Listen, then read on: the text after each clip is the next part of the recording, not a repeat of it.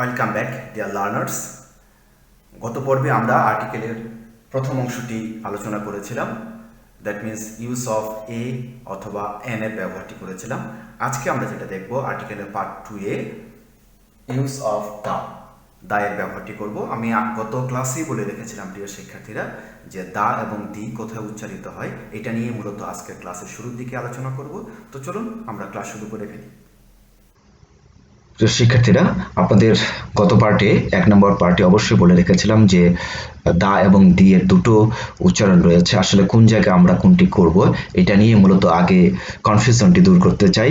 অনেক মানুষ রয়েছে, অনেক ইংলিশের লার্নার রয়েছে যারা এই দুটোকে গুলিয়ে ফেলে বা সঠিকভাবে ব্যবহার করতে পারে না। আমরা চেষ্টা করব এটা নিয়ে আজকে থেকে শিখে খুব ভালো করে আলোচনা করার জন্য আসলে কোন জায়গায় কোনটি ব্যবহার করা হয়। চলুন আমরা দেখে নিই। প্রথমে এর প্রনাউন্সিয়েশন অফ দা অথবা দি এর এই দুটোর প্রনাউন্সিয়েশনটা আজকে আমরা দেখে নেব। আমরা ছবির আকারে দেখে নেই। প্রিয় শিক্ষার্থীরা, পারলে আপনারা অবশ্যই এটা নোট করে রাখবেন যাতে আপনাদের সুবিধা হয় মনে রাখার জন্য। আমি দেখাচ্ছি।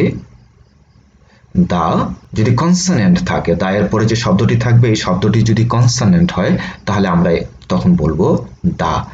আর তোমরা দেখতে পাচ্ছ যদি এর পরে ভাওয়েল হয় তাহলে অবশ্যই বলবো দি। তাহলে আমরা এখান থেকে শিখে রাখবো প্রিয় শিক্ষার্থীরা, কনসোনেন্টের সামনে দা উচ্চারিত হয় আর ভাওয়েলের সামনে দি উচ্চারিত হয়। এই যে দি উচ্চারিত হচ্ছে। আমরা কিছু এক্সাম্পল দেখে নেব। এই যে এই জায়গায় মনে করো প্রিয় শিক্ষার্থীরা, মনে রাখো এই জায়গায় আমরা আসলে কি ব্যবহার করব, দি অথবা দা। আমরা এখানে কি পেয়েছি শব্দটি কাউ। দ্যাট মিনস আমরা কনসোনেন্ট পেয়ে গেছি। কনসোনেন্ট থাকলে তার আগে কি হয়, দা হয়। আরেকটি এক্সাম্পল দেখব। এখানে ভাওয়েল পেয়ে গেছি, তাহলে ভাওয়েলের সামনে কি হয়, দি হয়। প্রিয় শিক্ষার্থীরা, মনে থাকবে তো? অবশ্যই মনে রাখতে হবে যে কনসোনেন্টের সামনে দা হয় এবং ভাওয়েলের সামনে দি উচ্চারিত হয়। Can you guess what are you going to discuss today? আজকে আমরা কি শিখতে যাচ্ছি আপনারা তো প্রিয় শিক্ষার্থীরা ইতিমধ্যেই জেনে গেছেন। ইউজ অফ দা এর সঠিক ব্যবহার আমরা শিখতে যাচ্ছি আজকে। আর today's lessons is use of defined article of the এর সুনির্দিষ্ট যে আর্টিকেল রয়েছে দা ব্যবহার করব। আমরা জানি আর্টিকেল দুই প্রকার, ডিফিনিট আর্টিকেল, ইনডিফিনিট আর্টিকেল। এই ডিফিনিট আর্টিকেল হচ্ছে দা আর ইনডিফিনিট আর্টিকেল হচ্ছে এ অথবা এন। আমরা গত পার্টে এটা শিখেছি, আজকে এই পার্টে আলোচনা করছি দা নিয়ে। Learning out at the end of the lessons students will be able to, শিক্ষার্থীরা শিখতে সামর্থ্য হবে, apply the correct pronunciation of the অথবা দা এর সঠিক ব্যবহারটা উচ্চারণটা শিখবে। ইউজ দা প্রপারলি, দা এর সঠিক ব্যবহার করতে পারবে। Apply the specific use of the কোথায় কোথায় ব্যবহার করতে হয় সেটা সম্পর্কে তারা ভালো পারবে। Let us make sentences with the, এই দা দিয়ে আমরা 3টা এক্সাম্পল দেখে নিব প্রিয় শিক্ষার্থীরা। এই যে the definite article the is used before singular and plural nouns. নাউনটি সিঙ্গুলার হোক অথবা প্লুরাল হোক, সুনির্দিষ্ট করে বোঝানোর জন্য তার সামনে আমরা দা ব্যবহার করব। যেমন দ্য গার্ল, এই বালিকাটি, ছবিতে যে বালিকাটিকে দেখছি সেই বালিকাটিকে বোঝানো হয়েছে। The girl is a student, বালিকাটি হয় একজন ছাত্রী। The eggs in the basket look fresh, এই বাস্কেটের ঝুড়ির মধ্যে যে এগগুলো রয়েছে, ডিমগুলো রয়েছে, সেগুলো দেখতে খুবই সুন্দর। এখানে সুনির্দিষ্ট করে বুঝিয়েছে, এটা plural noun. The house where I live in is very nice, বাড়িটি যেখানে আমি বাস করি ইজ ভেরি নাইস, সেটা খুব সুন্দর। এটা নির্দিষ্ট করে বাড়িটিকে বোঝানো হয়েছে এই দা দিয়ে। আমরা সুন্দর একটা কার দেখতে পাচ্ছি, দিস ইজ আ কার, এই হয় একটি কার। দ্য কার ইজ রেড, কোন কারটি? যেহেতু এখানে প্রথমবারে একটা নাউন এসে গেছে, এই কারটি সম্পর্কে বলেছে একটা কার, পরের লাইনে যখন আমরা ব্যবহার করব তখন অবশ্যই আমরা বলবো দ্য কার। উইচ কার, কোন কারটি? ওই কারটি। The specific car which is in the above picture, নির্দিষ্ট করা একটি কার যেটা পিকচারের মধ্যে দেখানো হয়েছে। The is used to specify something, কোনো কিছুকে সুনির্দিষ্ট করে বোঝানোর জন্য তা ব্যবহার করা হয়। The earth moves around the sun. The earth, পৃথিবী সূর্যের চারিদিকে ঘোরে। গ্রন্থের বা মহাকাব্যের ও পত্রিকার নামের পূর্বে আমরা দা বসিয়ে থাকি, যেমন the Quran, the Bible, the Paradise Lost, এটা একটি গ্রন্থ। আমরা এক্সাম্পল দেখে নিই আরো। The Quran is the best treatise in the world. Quran হচ্ছে সর্বোচ্চ একটি গ্রন্থ ওয়ার্ল্ডের মধ্যে। I read the daily Ittefaq, আমি দৈনিক ইত্তেফাক পত্রিকাটি পড়ি, এটা একটা পত্রিকার নাম।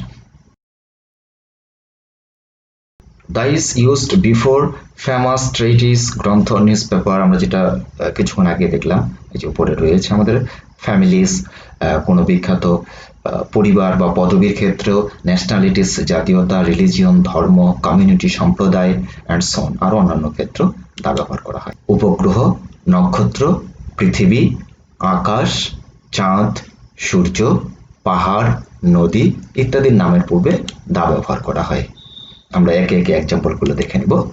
দা বান্দরবন হিল, বান্দরবনের পাহাড় সম্পর্কে বলা হয়েছে। The is used before the name of hill, তাহলে পাহাড়ের নামের পূর্বে আমরা দা বসিয়েছি।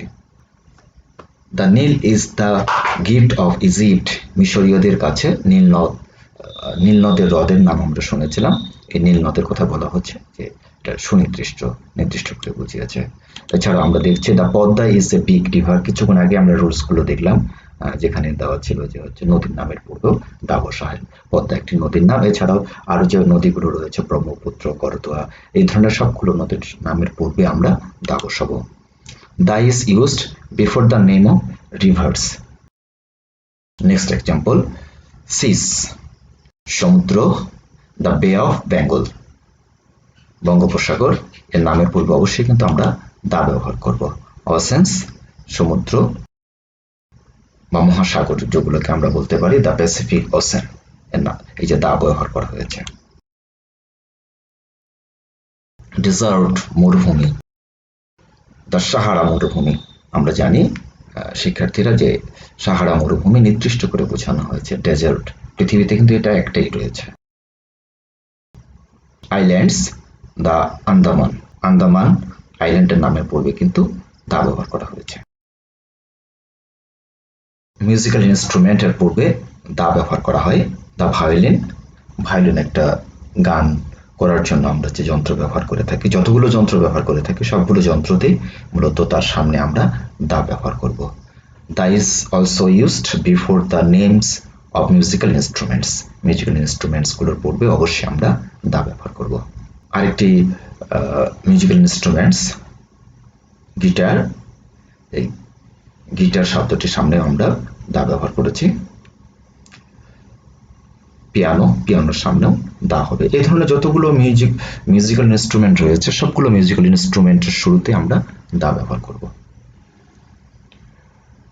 দা is used before dash two, এর আরো কিছু ব্যবহার, যেমন মর্নিং, আমরা ছবিতে দেখতে পাচ্ছি সকালের সূর্যের আলো ঝিলিক দিচ্ছে, মর্নিং, এই ক্ষেত্রে আমরা ব্যবহার করব I get up from bed very early in the morning, আমি খুব সকালে বেড থেকে উঠি, এই যে মর্নিং এর সামনে দা বসানো হয়েছে।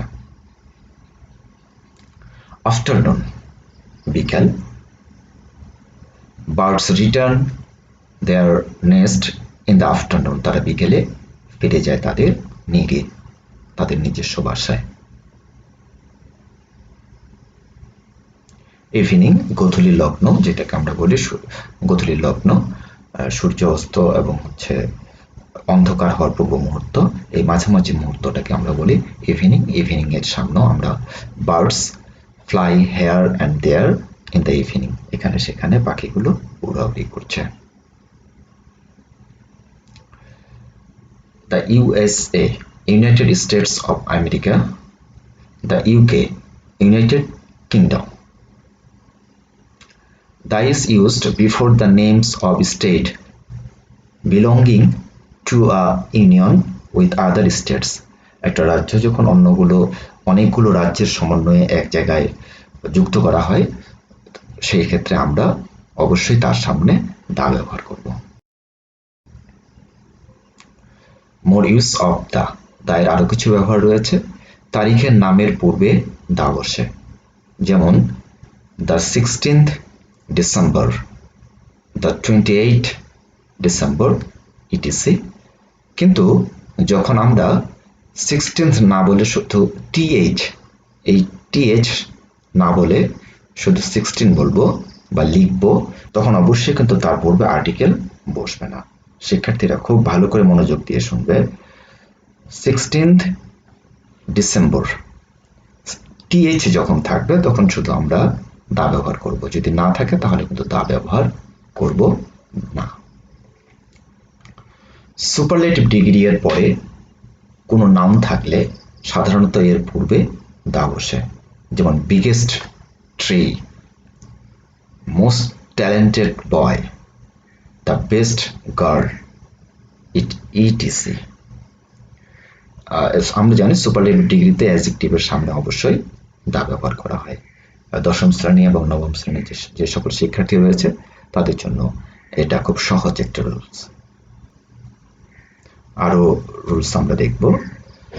ফার্স্ট, সেকেন্ড, থার্ড ইত্যাদি অর্ডিনাল নাম্বার এর পূর্বে দা বসে, যেমন the first boy in the class. যে অর্ডিনাল নাম্বার ফার্স্ট, তার সামনে আমরা দা বসিয়েছি। আবার বলতে পারি the second boy in the class, এভাবে আমরা সেন্টেন্স করতে পারি। যত তত বোঝাতে দা বসে থাকে, যত তত বোঝাতে দা বসে থাকে। The sooner the better, the more you read the more you learn, যতই পড়িবে ততই শিখিবে। এই ধরনের সেন্টেন্সগুলোর ক্ষেত্রে আমরা দা ব্যবহার করে থাকি। আমরা আরো কিছু ব্যবহার দেখব। বিশেষ কোনো পেশায় যোগদান করা বোঝাতে দা বসে, যেমন আমরা যদি উদাহরণটি দেখি, he joined the army, navy, police, etc. Say army, navy অথবা পুলিশে বা এই পেশায় যোগদান করেছে। আই উইল জয়েন দ্য বার, আমি বারে জয়েন করব। কিন্তু ব্যক্তিকে বোঝালে, যদি সরাসরি ব্যক্তিকে বোঝায়, he is an army officer, এখানে কিন্তু ব্যক্তিটাকে বুঝিয়েছে যে সে একজন আর্মি অফিসার। পুরো আর্মিটাকে কিন্তু বুঝায়নি, পুরো আর্মি সম্প্রদায়টাকে কিন্তু সে বুঝায়নি, ব্যক্তিটার পরিচয় তুলে ধরা হয়েছে এই সেন্টেন্সে। He is a police officer, etc. কোন অ্যাডজেক্টিভ দিয়ে যদি ওই শ্রেণীর সকলকে বোঝানো হয় তার পূর্বে দা বসে। The rich should help the poor, ধনীদের উচিত গরিবদেরকে সহযোগিতা করা। এখানে রিচ কিন্তু অ্যাডজেক্টিভ হয়ে বসেছে এবং এই রিচ সকল ধনী মানুষদেরকে বোঝানো হয়েছে। পৃথিবীতে যত ধনী মানুষ আছে সব ধনী মানুষগুলোকে বোঝানো হয়েছে, এজন্য তার সামনে এই অ্যাডজেক্টিভের সামনে আমরা দা বসিয়েছি। এগুলো কিন্তু ফিল ইন দ্য ব্ল্যাঙ্কস এর জন্য শিক্ষার্থীরা খুব বেশি important. With glue, without glue এই ক্ষেত্রে আমাদের খুব দরকার হয়। আবার আরেকটি বিষয় আমরা এখান থেকে শিখে থাকি, দ্য রিচ যখন থাকবে তখন কিন্তু এরপরে ভার্বটি অবশ্যই প্লুরাল হবে। শুড যেহেতু সিঙ্গুলার এবং প্লুরাল একই, আমরা 3 নাম্বার এক্সাম্পল দেখতে পারি, দ্য ইন্ডাস্ট্রিয়াস অলওয়েজ উইন। ইন্ডাস্ট্রিয়াসকে প্লুরাল ধরা হয়েছে, যে যারা পরিশ্রমী তারা সবসময় কি করবে, জয়ী হবে। এখানে ভার্বটি প্লুরালে রয়েছে। 2 নম্বর example, the idle suffer in the long run. এখানেও কিন্তু ওই একই সূত্র অ্যাপ্লাই করা যায়। The idle suffer in the long run, তাদের পরিণাম খুব খারাপ হবে জীবনে। আরো কিছু রুলস রয়েছে, সেটা আমরা দেখছি। পসেসিভ গুলো উচ্চ থাকলে কখনো কখনো তার স্থলে দা বসে, যেমন I hit him on the leg, আমি তাকে আঘাত করেছিলাম তার পা দিয়ে, পাটা ছিল তার। এখানে হিজ না বসিয়ে আমরা দা ব্যবহার করতে পারবো। He called her by the nickname, তার নিকনেমে, তার ডাক নামে তাকে ডেকেছিলাম, আমি তাকে তার ডাক নামে ডেকেছিলাম। এই যে হার উচ্চারণ রয়েছে এজন্য দা বসেছে। অ্যাবস্ট্রাক্ট নাউনগুলোকে নির্দিষ্ট করে উল্লেখ করলে তার পূর্বে দা বসে। আমরা জানি অ্যাবস্ট্রাক্ট নাউনগুলো যেগুলো ধরা যায় না এবং ছোঁয়াও যায় না, শুধু অনুভব করা যায়, যেমন the kindness of Mohsin was astonishing.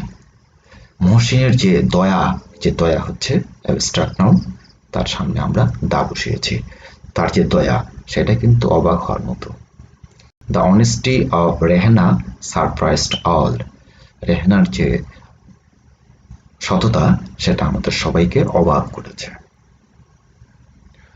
More use of দা, আরো দায়ের ব্যবহার আমরা দেখছি।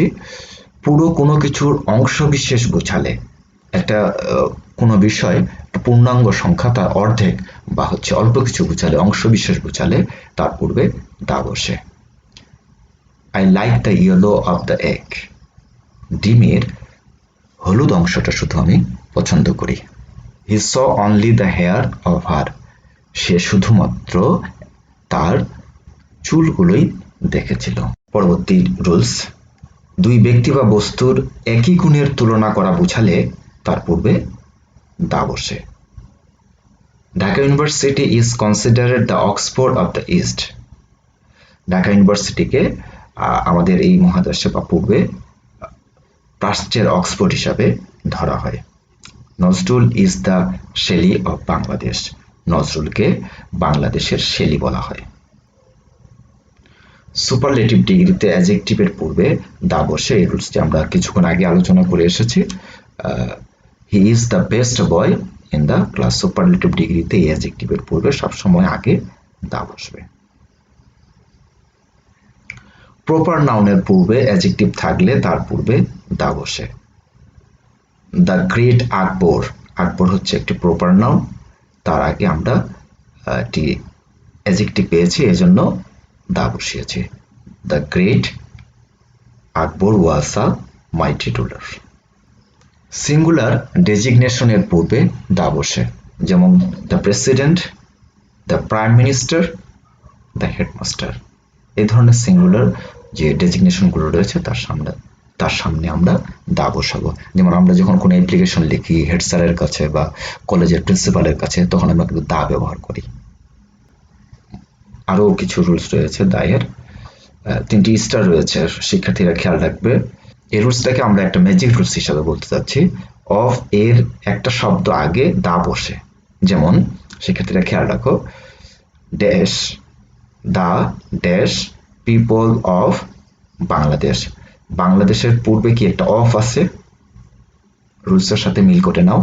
অফ এর সামনে একটা শব্দ আছে, এই একটা শব্দের আগে যদি গ্যাপ থাকে এরকম একটা, তাহলে এখানে আমরা কি করব? দা বসাবো। একইভাবে দেখি, the rate of dollar. Dollar এর সামনে অফ আছে, অফের সামনে রেট রয়েছে, তার সামনে একটা ড্যাশ দেওয়া থাকলে অবশ্যই আমরা সেখানে দা বসাবো।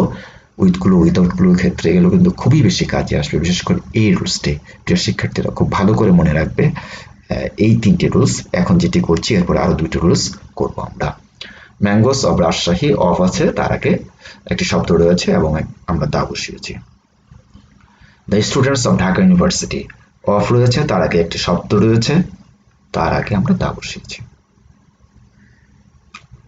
শব্দের শেষে আরেকটা ম্যাজিক রুলস, দ্বিতীয় ম্যাজিক রুল, শব্দের শেষে এসটি অথবা ইএসটি থাকলে ওই শব্দের আগে দা বসে।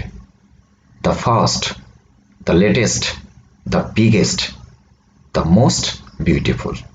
শিক্ষার্থীরা খুব সুন্দর করে মনে রাখবে। ম্যাজিক রুলস 3, কোনো সেন্টেন্সে যদি আমরা সাবজেক্ট অথবা অবজেক্টের পরে রিলেটিভ প্রনাউন পাই, যেমন হু, হোয়াট, হুইচ, ওয়্যার থাকে, তবে ওই সাবজেক্ট বা অবজেক্ট এর পূর্বে দা বসে। যেমন men who loves you so much have come to meet you. এই যে আমরা একটা সাবজেক্ট দেখছি, সাবজেক্টের পরেই কিন্তু একটা রিলেটিভ প্রনাউন বসেছে, সেক্ষেত্রে আমরা এখানে অবশ্যই সাবজেক্টের পূর্বে দা বসাবো। B number, it is the place where. এই যে প্লেস একটি হচ্ছে অবজেক্ট, অবজেক্টের পরে কি বসেছে? রিলেটিভ প্রনাউন বসেছে, তাহলে এই অবজেক্টের আগে অবশ্যই দা বসবে। শিক্ষার্থীরা খুব ভালো করে মনে রাখবে এই রুলসটি। উইথগুলো উইদাউটগুলোর ক্ষেত্রে কিন্তু এটা খুব বেশি প্রযোজ্য এবং এটি আসে। আরেকটি মজার বিষয় হচ্ছে, প্যাসেজে একটি শব্দ প্রথমবার পাওয়া গেলে কোনো একটি প্যাসেজে আমরা যখন আর্টিকেল করব, ওই শব্দটি যদি একটি শব্দ যেমন কাউ, এই শব্দটি যদি প্রথমবারে পাই আ কাউ, অথবা এন বসাবো। ওই শব্দটি আবার পাওয়া গেলে যতবারই পাওয়া যাবে ততবারই আমরা দা বসাবো। তো শিক্ষার্থীরা ভালো করে মনে রাখো, প্যাসেজে একটি শব্দ প্রথমবারে যখন যদি আসে তাহলে অবশ্যই আমরা বা এন বসাবো। পরবর্তীতে যতবারই শব্দটি আসবে বা বিষয়টি আসবে ততবারই কিন্তু আমরা দা বসাবো।